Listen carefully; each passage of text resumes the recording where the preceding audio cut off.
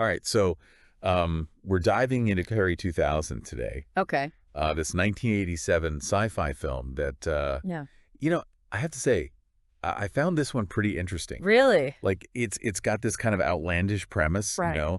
and you send over this whole podcast script analyzing the movie, and Mm-hmm. it brought up some questions for me, like, Ah. why is a film like this, Yeah. with this kind of crazy storyline, resonate with people today? Well, I think part of that answer is, like you said, in the premise itself. So Oh, you've got this guy, right? And he's searching for an exact replica yeah. of his android girlfriend. Okay. She's malfunctioned. Yeah. But when you look deeper, Okay. Sherry 2000 is really about love and loss. And like, what does it mean to be human? Okay, so let's unpack that a bit. Sure. The film starts in this lawless wasteland Right. called Zone 7, Huh? which I have to say reminded me a lot of Mad Max. Oh, yeah, totally. How does this setting play into those deeper themes? It's interesting because the Wasteland is almost a character itself. Oh, really? It kind of mirrors the protagonist's emotional state.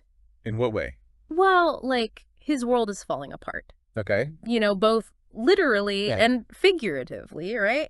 His perfect artificial companion's broken, Yeah. and he's thrown into this harsh environment. Oh, I see what you mean. Yeah, and you can see Okay. that in the visuals. The Okay. cities are crumbling, the landscape is desolate, Hmm. and even the colors of the film, Yeah. they're all dusty and faded.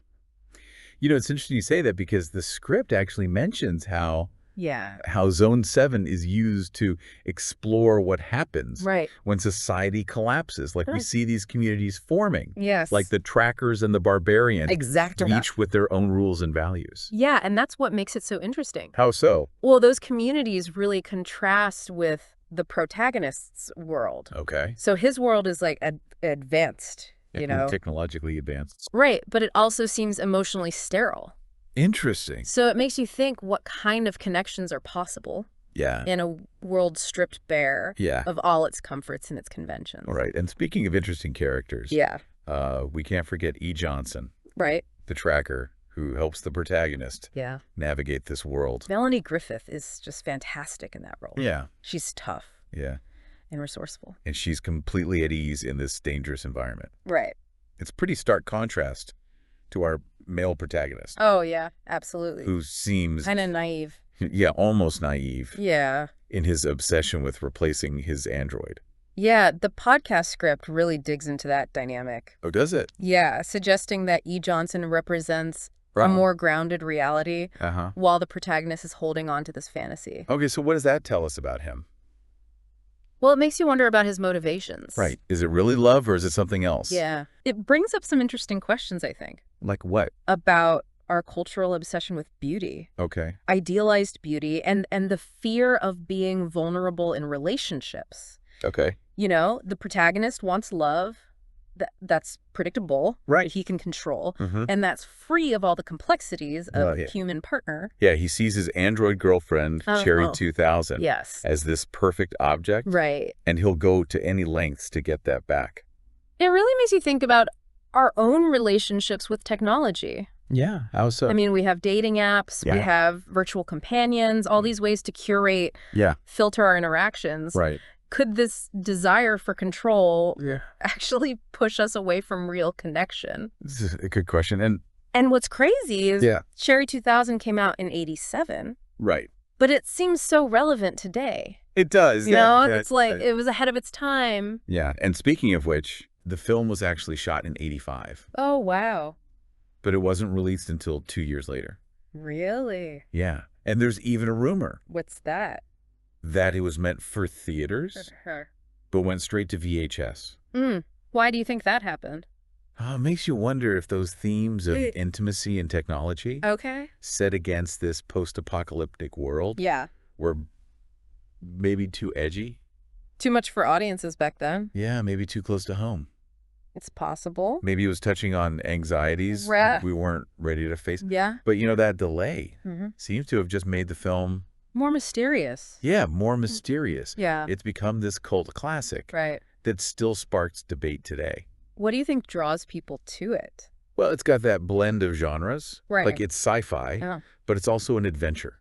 Okay. With satire, Yep. social commentary, Yeah. even a bit of noir How so? in the way it portrays The Wasteland, and it's visually captivating. It is. That gritty, Yeah. retro-futuristic look. Right. It's iconic. You've got decaying cities, strange costumes, Yes. and that awesome synth-heavy soundtrack. Oh, yeah, that soundtrack. It creates this eerie, almost haunting atmosphere. Totally. Like you really get pulled into this world. Yeah, it's a strange and fascinating world. It is. It really is, like you said, and it's full of surprises. What do you mean? Well, we talked about those communities, Right. but there's this one scene Okay. in the podcast script that just stuck with me. What is it? It takes place in this bar, Okay. and it's this weird mix Of what? of futuristic technology and like medieval bartering. Oh, yeah, I remember that. Yeah. That's where they're trading those old records, like Yeah. about these valuable things. Exactly, and it's such a small detail. Right. But it says so much about how values have changed. Okay, so. What they see as valuable now Yeah. is totally different from what we might think.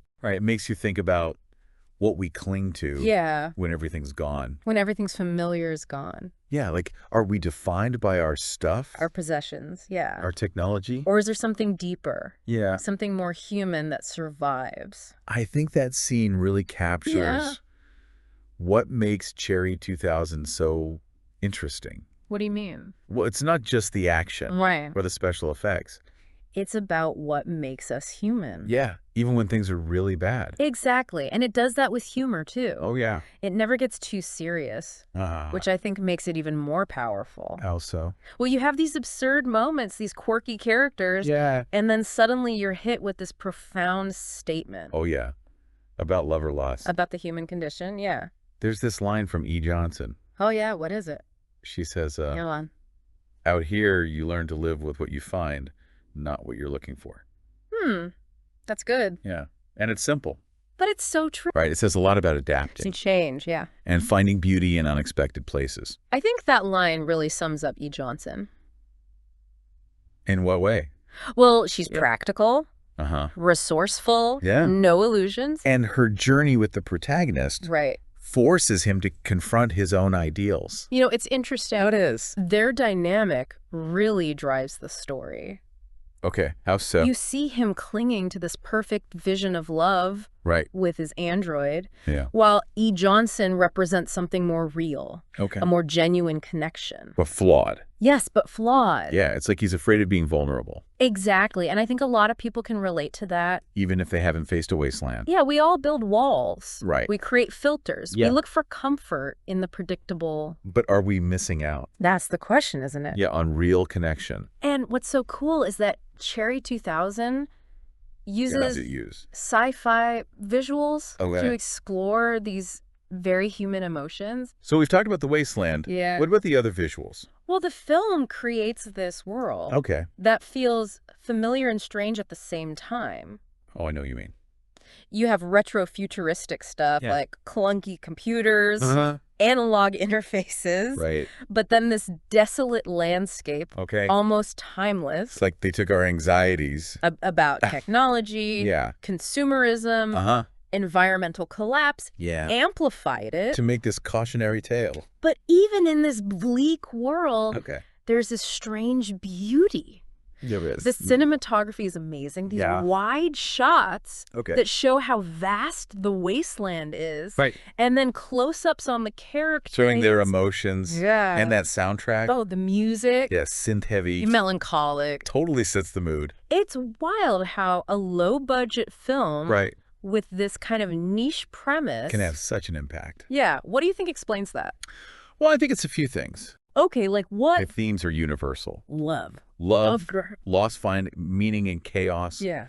And it's just fun to watch Yeah. action humor, those thought-provoking moments. It's a film that you can watch again and again. Oh, definitely. And notice new things every time. Yeah, it's so layered. Right. And I think that shows What does it show? the depth of the story. Okay. And that the filmmakers weren't afraid. To tackle big themes. But still make it entertaining. It's a testament to cult films. In what way? They find their audience and keep resonating. Years later. Yeah, they offer something different. Something unique. That challenges you. Makes you think. Yeah, starts a conversation. And in the case of Cherry 2000, Yeah. that conversation is about some pretty big questions. Like what? Like, what does it mean to be human? Okay. What would we sacrifice for love? Right. How do we navigate this world? This world shaped by technology. Yeah.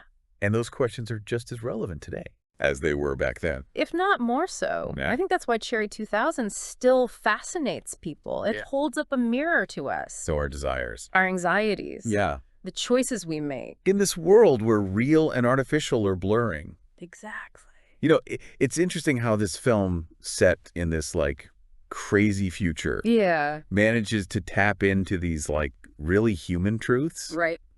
What do you think people should take away? From this deep dive into Cherry 2000, I think it makes us look at our own relationships and the stories we tell ourselves. About love. About love and connection. You know, it's like the protagonist. Yeah. He has to let go of this perfect ideal and embrace the messiness. Of real human connection. The real connection. Yeah. That reminds me of that scene. Which one? Where he finally sees his android girlfriend. Oh, yeah. For what she is. A machine. Yeah. It's like a turning point. It is. Visually and emotionally. That scene is so powerful. It is. It's like he wakes up from a dream, realizes he's been chasing an illusion. And it's in that moment that he can connect with E. Johnson. A real human connection. Yeah, it's like the Wasteland. Yeah. Strips away his facade. Forces him to be vulnerable. To face his desires. It's a reminder that sometimes we have to lose ourselves. To find ourselves. Exactly. It's a universal experience, isn't it? I think so. I mean, we all have our wastelands. Yeah, our moments of loss. Heartbreak. Disillusionment. Yeah, when we have to reevaluate. Our priorities. And find a new path. Yeah. And Cherry 2000 gives us what? A way to look at those experiences. A unique perspective. It's a sci-fi film. With a heart. A philosophical heart, yeah. It's a cautionary tale. But ultimately, it celebrates the human spirit. You know it's a film that sticks with you.